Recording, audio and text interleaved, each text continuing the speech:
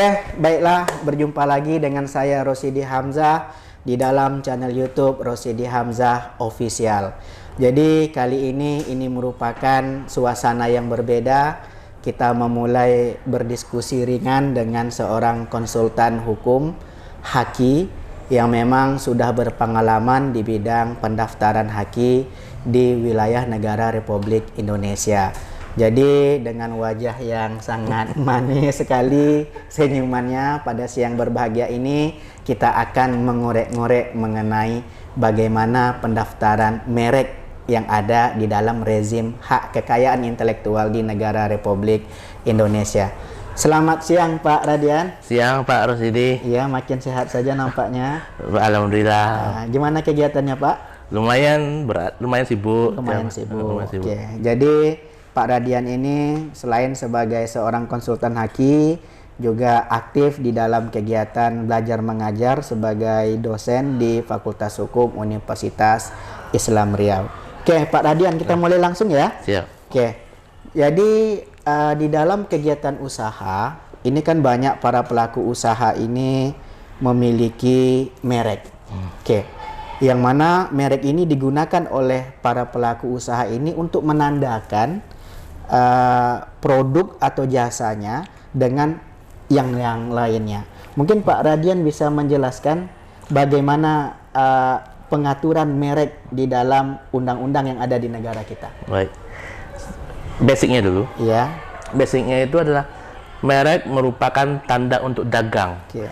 Itu berupa garis, gambar, huruf, angka, kemudian kemudian suara dan itu kemudian bentuk sampai pada bentuk 3 dimensi, yang mana itu sudah terdaftar melalui registrasi di Dirjen Hukum dan HAM. Oke, jadi itu pengertian merek Pak ya? Ya. Jadi mungkin dari berbentuk merek tadi mungkin Bapak bisa jelaskan ada namanya merek jasa atau merek apa? Ya, merek itu terbagi awalnya ya, merek itu terbagi 2. Oke. Merek jasa dan merek dagang. Oke. Tetapi setelah Undang-Undang Merek 2016, pada akhirnya menjadi 4. Merek jasa, merek dagang, merek kolektif, dan indikasi geografis. Yang mana indikasi geografis itu juga termasuk merek ternyata. Oke. Jadi mungkin secara sederhananya bisa dikasih contoh Pak. Merek jasa ini, merek dagang contohnya ini mungkin Pak. Merek jasa itu akan selalu berkaitan dengan pekerjaan-pekerjaan yang berbau jasa ya, dengan lain. Seperti apa? Advokat. Advokat ada kelasnya. Ya. Kemudian apa? Tukang potong rumput pun bisa juga. Kemudian apa? Bengkel dan kata lain, termasuk YouTube kami mungkin Pak ya. Servis termasuk juga YouTube juga bisa. Servis motor, servis mobil itu juga bisa. Itu adalah merek, itu berkaitan dengan merek jasa. Kemudian merek dagang. Merek dagang itu akan berkaitan dengan apa? Merek yang lengket di produk. Dengan kata lain, apapun produknya, kalau sudah jadi produk itu, apapun produknya akan ditempeli merek. Mungkin bisa dikatakan Netflix. Ini Netflix, mungkin ada contoh Pak. Nestle. Ini bukan Astor. Promosi ya. Ini ada Astor. Astor. Nanti kita cari mereknya apa? Namanya sih Astor, tapi mereknya di mana kan? Jadi ya, apakah mereknya Astor? Saya rasa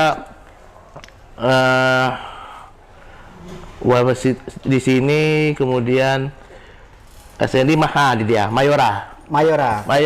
Ini mereknya nih. Jadi Astor ini adalah nama dagang, tapi bukan merek. Tapi mereknya adalah Mayora. Jadi ini produk dari Mayora. Oke, jadi ini merupakan produk dari Mayora. Jadi mereknya adalah merek ya Mayora, betul. Mayora.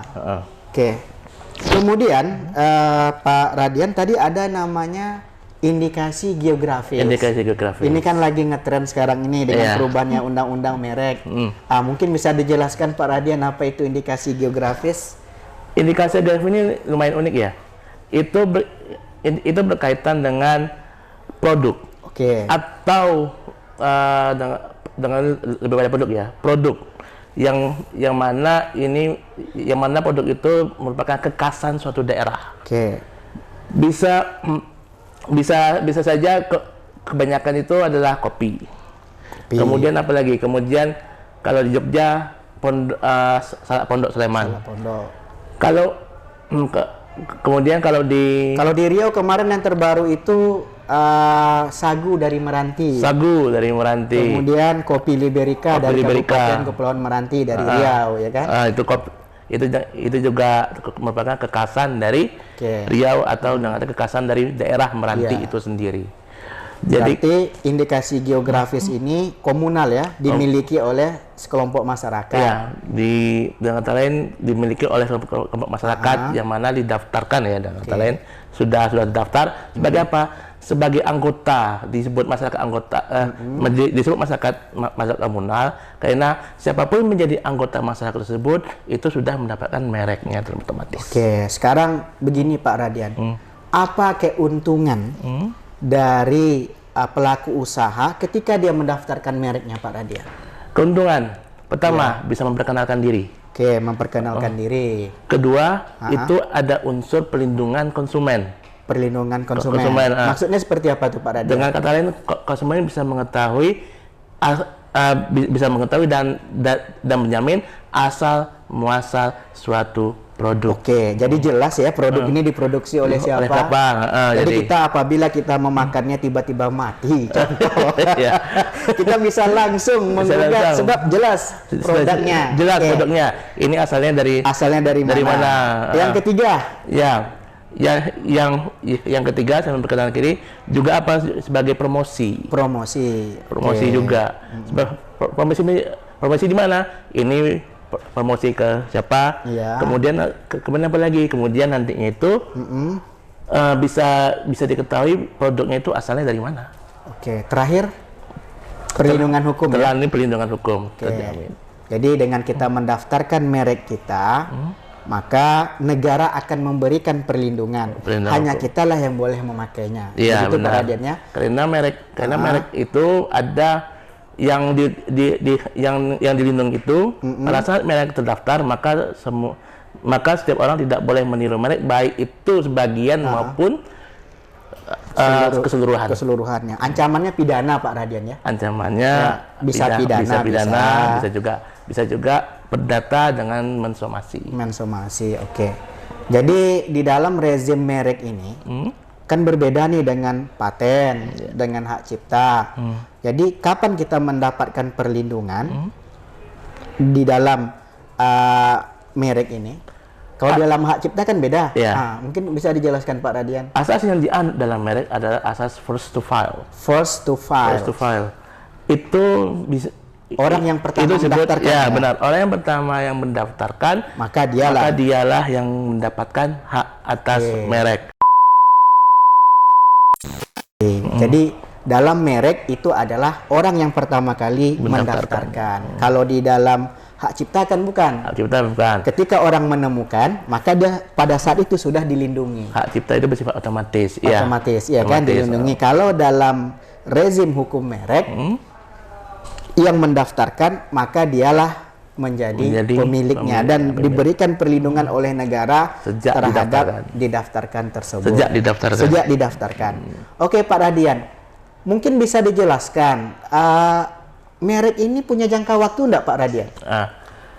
Sebenarnya soal jangka waktu ada dua ya. Iya. Satu, merek yang didaftarkan secara dengan kata lain biasa ya, baik itu merek dagang maupun merek jasa, itu jangka waktunya itu 10 tahun. 10 tahun jangka waktunya. Ya, dan bisa diperpanjang. Satu-satunya HKI yang bisa diperpanjang adalah merek. Jadi satu-satunya HKI yang bisa diperpanjang adalah merek. Gitu ya. Kemudian dua, indikasi geografis. Indikasi geografis jangka waktunya sampai produknya punah.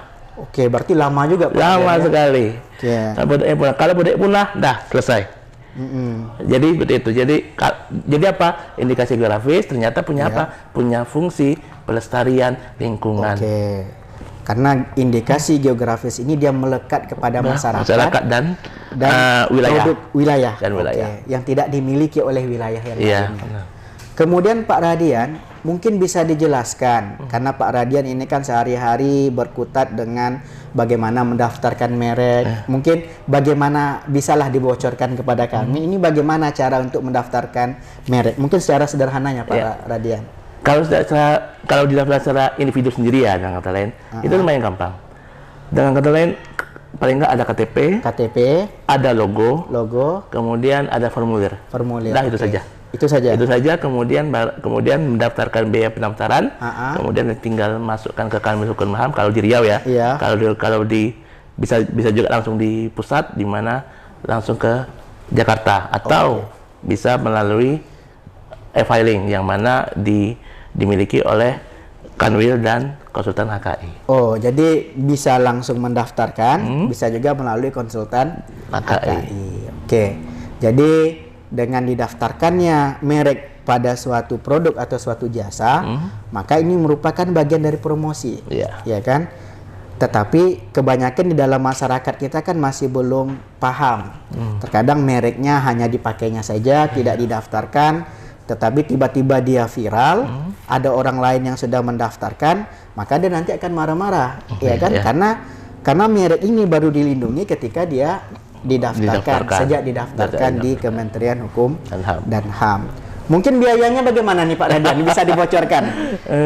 Apakah mahal atau kalau banyak warna mereknya mungkin mahal? Kalau tidak, mungkin bisa dijelaskan seperti apa Pak Radian? Biaya itu sudah diatur sama di PP terkait dengan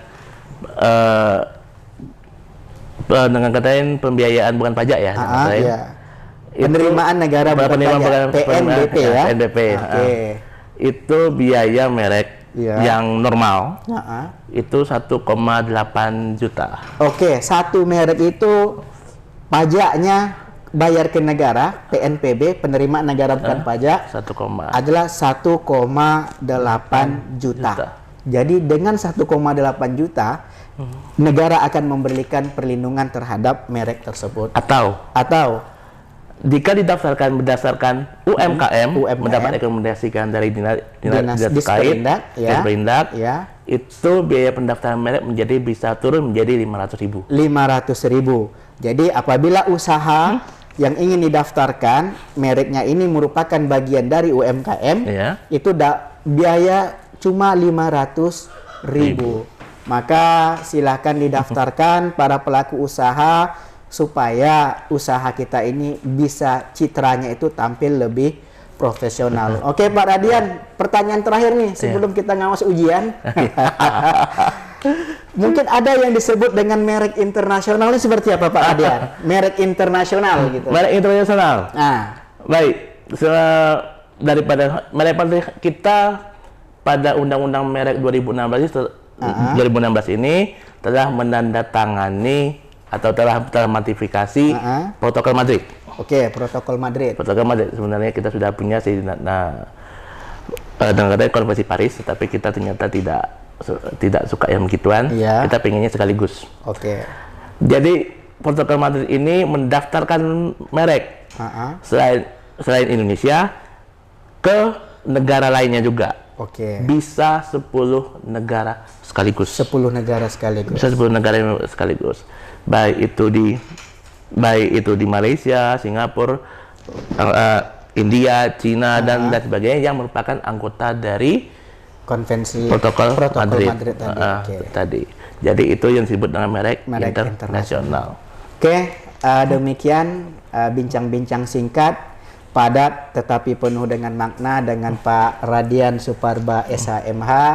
Mudah-mudahan ini bisa memberikan pencerahan bagi masyarakat Indonesia, khususnya bagi pelaku usaha untuk segera mendaftarkan mereknya. Mungkin nanti bisa juga kalau ingin lebih jauh bertanya jawab, bisa nanti ditulis di dalam kolom komentar. Nanti insya Allah kalau ada waktu kami balas. Dan kalau memang nanti ingin juga langsung berhubungan dengan Pak Radian Suparba selaku konsultan hukum HKI, kami akan memfasilitasinya.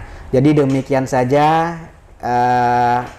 diskusi ringan Pak Radian ya. Terima kasih dengan dua orang yang berbadan gempal.